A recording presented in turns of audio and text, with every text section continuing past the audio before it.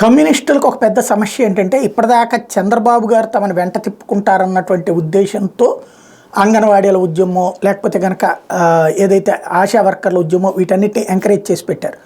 అయితే భారతీయ జనతా పార్టీతో పొత్తు ఖరారు అయిపోతుంది అన్నటువంటి విషయం కన్ఫామ్ అయిన దగ్గర నుంచి వాళ్ళలో ఒక అంతర్మదనం ప్రారంభం. యాక్చువల్గా కమ్యూనిస్టుల సిద్ధాంతం ఏంటి? తిండి, బట్ట, వసతి.